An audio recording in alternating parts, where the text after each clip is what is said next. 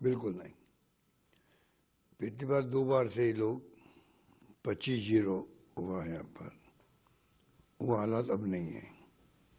अब माहौल कांग्रेस के पक्ष में भी है। अब कितनी सीटें आएगी मैं एकदम नहीं कह सकता, पर चौंकाने वाले परिणाम आ सकते हैं, ऐसा माहौल बनता जा रहा है। और हर दिन कांग्रेस पक्ष में माहौल बनता जा रहा है, आप नोट कर लीजिए इस बात को।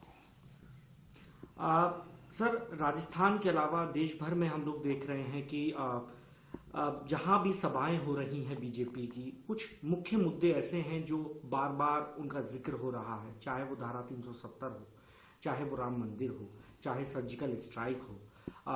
कांग्रेस की तरफ से लगातार इस बात को भी कहा जा रहा है कि हम लोग अग्निवीर वापस स्कीम ले लेंगे सरकार की। आपको लगता है कि जो बीजेपी मुद्दे लेकर जा रही है जगह जगह, और आप लोग जो मुद्दे लेके जा रहे हैं, लोग उनमें फर्क कर रहे हैं, या अभी भी बीजेपी को लोग सुनना चाहते हैं और आप लोगों को अभी भी वोट नहीं देना चाहते? देखिए, जो आपने भी गिनाए हमें मुद्दे 370 के भी है, ये तो फैसले हैं इनके। ये मुद्दे कहाँ हुए?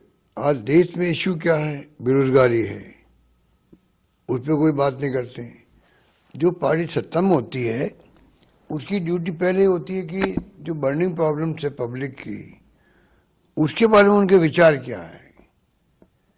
बेरोजगारी है तो ये उसके लिए क्या प्लान इनका, उसकी कोई चर्चा ही नहीं कर रहे लोग। महंगाई बहुत भयंकर है, उसकी चर्चा कोई डिबेट में हो नहीं रही है।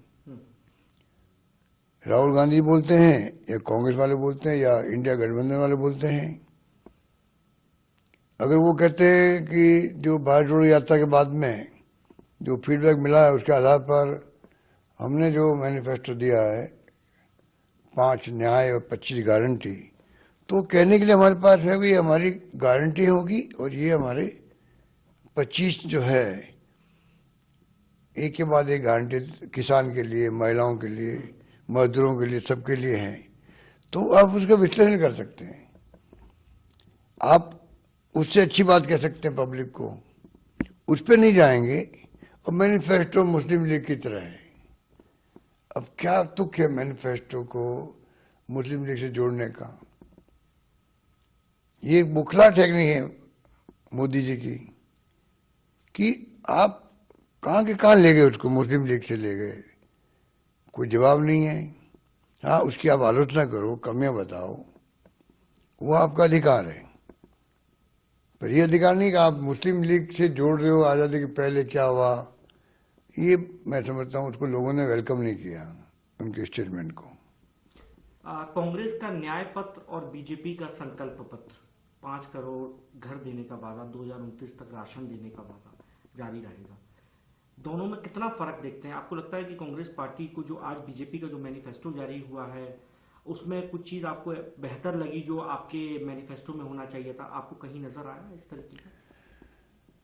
देखिए, वैसे तो मैंने पूरा मैनिफेस्टो पढ़ा नहीं उनका, इसलिए मैं ऑथोरिटी से नहीं कह सकता, पर क्रेडिबिलिटी के सवाल है। देखो, तो 14 के अंदर जो प्रधानमंत्री बनने जा रहे थे, उस वक्त में जो माहौल था देश के अंदर, जो वादे किए गए थे, काला धन लाएंगे, बड़ा इश्यू बन गया था। स्विस बैंकों में अरबों खरबों रुपए पड़े हैं, 15 लाख रुपए खाते में आ जाएंगे, बाद में का जुमला है 2 करोड़ नौकरी दे देंगे, फिर तो वो लोकपाल आ गया, अच्छे दिन आ गए। तो मोदी जी ने उस वक्त जो बातें कही थी उनका जवाब आज तक नहीं दिया गया, उस पर चर्चा भी नहीं हो रही है। तो लोग तो उनका जवाब मांगते हैं आपसे, फिर बाद में आपकी बातों की बात आएगी आगे के लिए, आप क्या चाहते हैं। 2049 तक की बात कर रहे हैं आप, 49 या 47 तक की बात कर रहे हैं, तो ये तो अगले 25 साल की बात करने लग गए। तो अब मैं समझता हूं कि उनमें कोई दम नहीं है। राहुल गांधी की जो यात्रा निकली है 2, भारत जोड़ो और भारत जोड़ो न्याय यात्रा, उसमें जो फीडबैक आया उसके आधार पर कांग्रेस प्रयास किया है, जन भावनाओं का आधार बना करके मैनिफेस्टो दिया गया है, उस पर चर्चा हो रही है। गारंटी कार्ड बट रहे हमारे। तो मेरा मानना है कि अगर देखें हम तो हमारे पास कहने के लिए बहुत कुछ है, विपक्ष में होते हुए भी। वो सत्ता पक्ष में है, वो तो और भी उनके बारे में पूरा फीडबैक रहता है, देश की क्या क्या समस्या है। जो घोषणा वो कर रहे हैं तो बहुत पहले की है, घर बनाने की बात हो या किसानों को दे रहे हैं आप, वो तो सबको मालूम है।